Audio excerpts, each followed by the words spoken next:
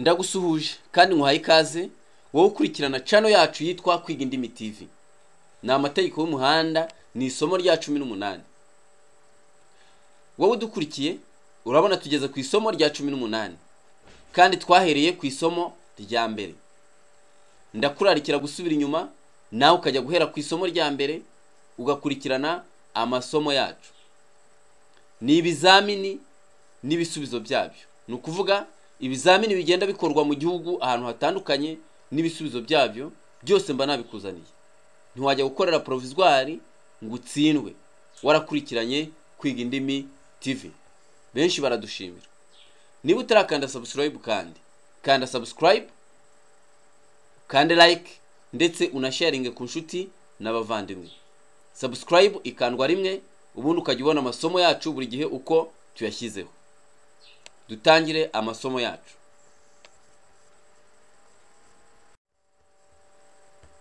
Ikibazo cya mbere kiragira kiti: ku binyabiziga cyangwa ibinyabiziga bikururana, igice kirenga ku biziga ntigishobora kurenga ibipimo bikurikira.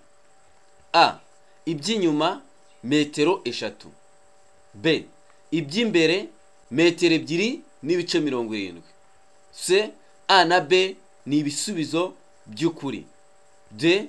Nta gisubizo cy'ukuri kirimo. Aha igisubizo ni B. Iby'imbere metero 2 n'ibice 70.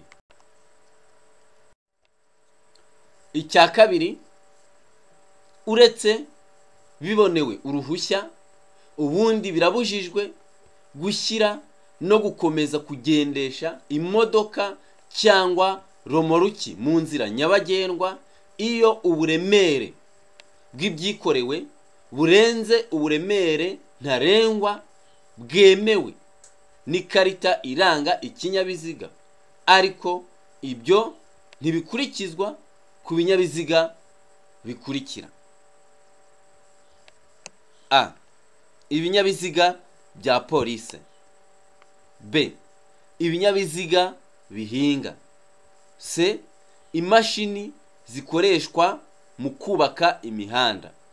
D. Ibisubizo byose ni ukuri. Igisubizo hano ni C. Imashini zikoreshwa mu kubaka imihanda.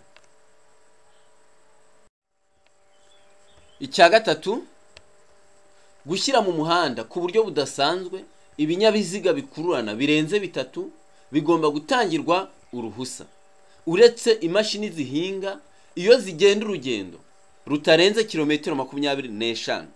Ibinyabiziga bikururana bitwaye ibyamamazwa n'ibindi biteganwa n'iri teka, ariko igiteranyo cy'uburebure bw'ibyo binyabiziga bikururana ntigishobora kurenga ibipimo bikurikira.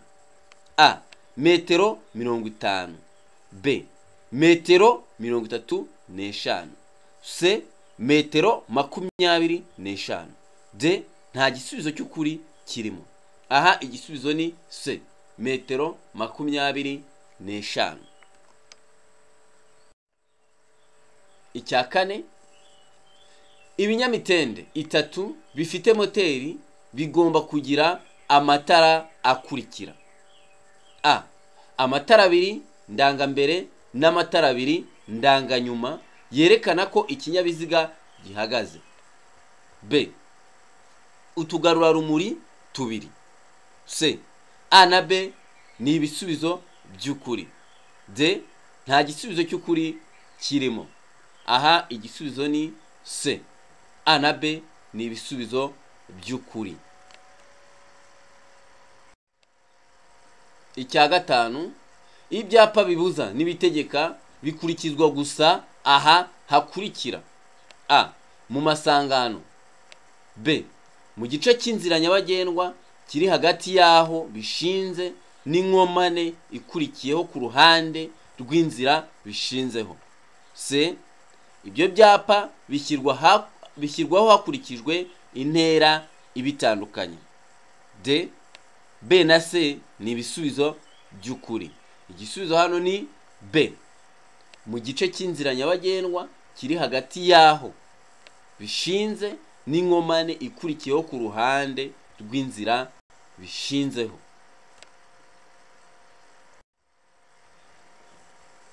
Cya gatandatu, icyapa cy'inyongera cyerekana aho bagobokera ibinyabiziga kirangwa n'amabara akurikira: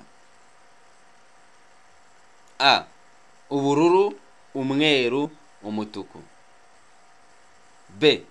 Umweru, umukara, ubururu. C. Umutuku, umweru n'umukara. D.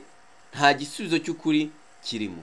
Igisubizo hano ni umweru, umukara, ubururu. Icya karindwi, icyapa cyerekana uburebure bw'igice cyatera ibyago cyangwa bw'ahantu amabwiriza y'icyo cyapa agomba gukurikizwa kirangwa n'ubuso n'ibimenyetso bikurikira: A. Ubuso umweru, ikimenyetso ubururu. B. Ubuso ubururu, ikimenyetso umweru. C. Ubuso ubururu, ikimenyetso umweru n'umukara. D. Nta gisubizo cy'ukuri kirimo. Aha igisubizo ni D. Nta gisubizo cy'ukuri kirimo. Icya munani, umurongo w'umuhondo ucagaguye uciye ku nkombe nyayo y'umuhanda, umusezero w'inzira y'abanyamaguru cyangwa w'inkengero y'umuhanda yegutse uvuga ibi bikurikira: A. Guhagarara umwanya muto birabujijwe ku burebure bw'uwo murongo. B. Guhagarara umwanya muto n'umunini birabujijwe ku burebure bw'uwo murongo. C.